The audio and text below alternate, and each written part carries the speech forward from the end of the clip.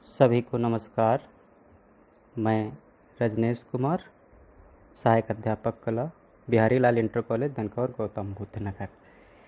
तो आज का जो टॉपिक है नई शिक्षा नीति, जो 2020 का बहुत चर्चित विषय रहा है, नई शिक्षा नीति।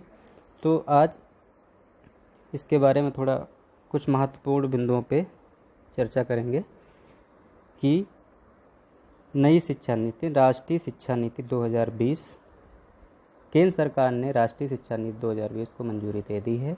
नई शिक्षा नीति 34 वर्ष पुरानी शिक्षा नीति है, जो 1986 को प्रतिस्थापित करेगी। नई शिक्षा नीति के निर्माण के लिए जून 2017 में पूर्व इसरो प्रमुख डॉक्टर कस्तूरी रंगन की अध्यक्षता में एक समिति का गठन किया गया, जिसमें मई में राष्ट्रीय शिक्षा नीति का मसौदा प्रस्तुत किया गया। राष्ट्रीय शिक्षा नीति 2020 वर्ष 1968 और 1986 के बाद स्वतंत्र भारत की तीसरी शिक्षा नीति होगी। भारत की पहली शिक्षा नीति 1968 में आई, जो इंदिरा गांधी सरकार में, तथा भारत की दूसरी शिक्षा नीति आपकी राजीव गांधी सरकार में, जिसे पीवी नरसिम्हा राव ने संशोधित किया।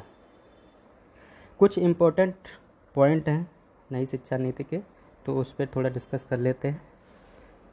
34 साल बाद आई शिक्षा नीति, स्कूली शिक्षा से लेकर उच्च शिक्षा तक कई बड़े बदलाव किए गए हैं। क्या क्या? बच्चों पर से बोर्ड परीक्षा का भार कम किया जाएगा, तो उच्च शिक्षा के लिए भी अब सिर्फ एक नियामक होगा। पढ़ाई बीच में छूटने पर पहले की पढ़ाई बेकार नहीं होगी। एक तो ये फैक्ट्स हो गया। और क्या है? अब 1 साल की पढ़ाई पूरी होने पर सर्टिफिकेट और 2 साल की पढ़ाई पर डिप्लोमा सर्टिफिकेट देने का प्रावधान किया गया है। शिक्षा पर सरकारी खर्च 4.43% से बढ़ाकर जीडीपी का 6% करने का लक्ष्य दिया गया। ये तो बहुत इम्पोर्टेंट फैक्ट्स है। अब कुछ महत्वपूर्ण पॉइंट्स और हैं, उस पर थोड़ी चर्चा कर लेते हैं। स्कूलों में 10+2 खत्म,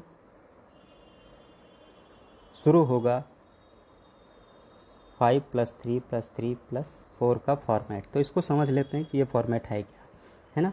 तो इसमें अब स्कूल के पहले 5 साल में प्री स्कूल के 3 साल और कक्षा 1 और कक्षा 2 सहित फाउंडेशन स्टेज शामिल होंगे, है ना। तो इसमें जो ये 5 साल हैं, इसमें 1+1+1, ये जैसे 1+1+1, ये आपका प्री स्कूल होगा। फिर इसके बाद आपका कक्षा 1 और 2, इसका फाउंडेशन स्टेज जो प्री प्राइमरी होगा, इसको शामिल किया गया है, ठीक है। अगले 3 साल का स्टेज कक्षा 3 से 5 तक का होगा। इसके बाद 3 साल का मिडिल स्टेज आएगा, यानी कक्षा 6 से 8 तक, ठीक है। अब 6ठी कक्षा से बच्चों को प्रोफेशनल शिक्षा दी जाएगी। स्थानीय स्तर पर इंटर्नशिप कराई जाएगी, ताकि बच्चों में अच्छे रोजगार के अवसर मिल सकें। 4था स्टेज कक्षा 9 से 12 तक तथा 4 साल का होगा। इसमें छात्रों को विषय चुनने की आज़ादी होगी।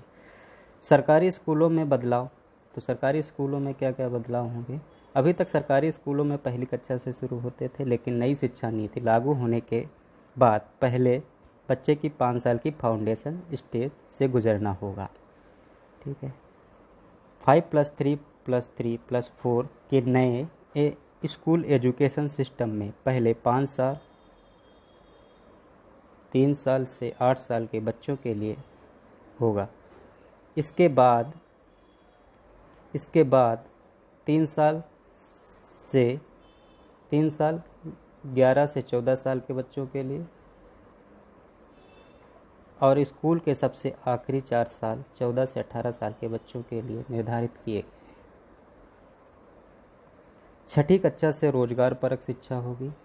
इसमें क्या होगा? 6ठी कक्षा से ही बच्चों को व्यावसायिक शिक्षा और स्किल जो है डेवलप करने, व्यावसायिक शिक्षा पर ज़्यादा जोर दिया जाएगा। अगला जो पॉइंट है, 10वीं और 12वीं की बोर्ड परीक्षा आसान होंगे। 10वीं एवं 12वीं की बोर्ड परीक्षाओं में बड़े बदलाव किए जाएंगे। जैसे क्या क्या बदलाव किए जाएंगे, तो साल में 2 परीक्षाएं कराना, है ना, साल में 2 परीक्षाएं कराना, जिसमें वस्तुनिष्ठ और व्याख्यात्मक श्रेणी में विभाजित किया जाएगा। बोर्ड परीक्षा में मुख्य जोर ज्ञान परीक्षण पर होगा, ताकि बच्चों में रटने, ठीक है, यहाँ पे रखने की जगह रटने की प्रवृत्ति खत्म हो सके। 5वीं कक्षा तक मातृभाषा में पढ़ाई।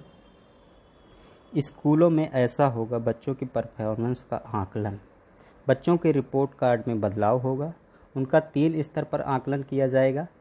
एक स्वयं छात्र करेगा, दूसरा सहपाठी और तीसरा उसका शिक्षक।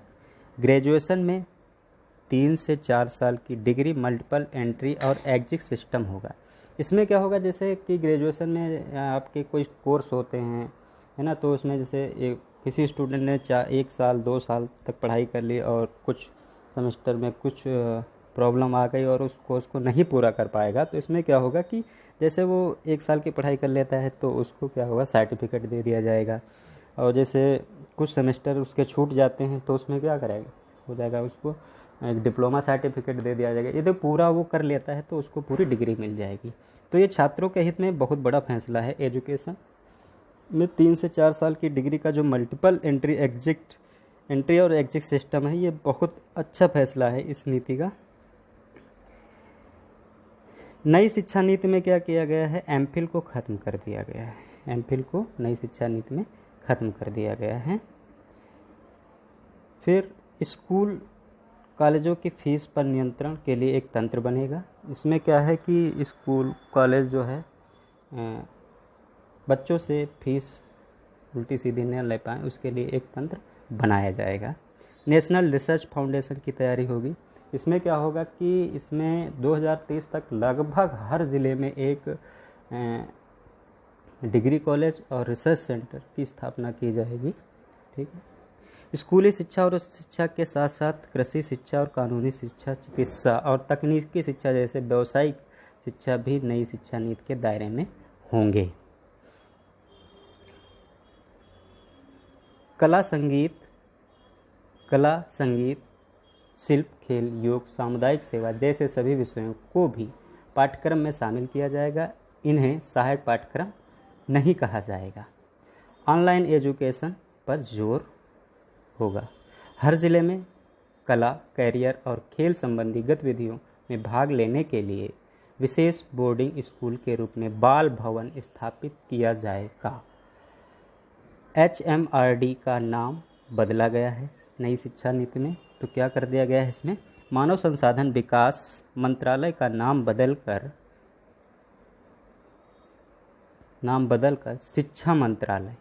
शिक्षा मंत्रालय कर दिया गया। ये भी बहुत इंपॉर्टेंट फैक्ट्स है ना। अगला है त्रिभाषा फार्मूला। त्रिभाषा क्या है कि इसमें संस्कृत को एक विकल्प के रूप में चुनने का अवसर दिया जाएगा। तो जिसमें क्या होता है कि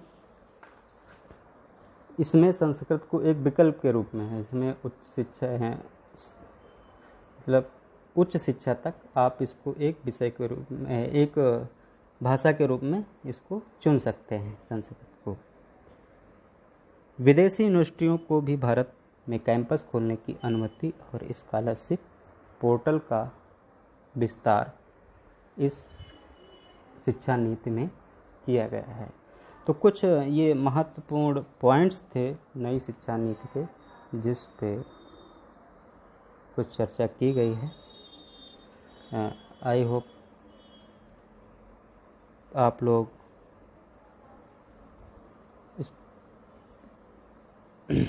इसमें और भी कुछ इम्पोर्टेंस फैक्ट्स हैं जिनको आगे इस पे प्रकाश डाला जाएगा। थैंक यू सर, धन्यवाद।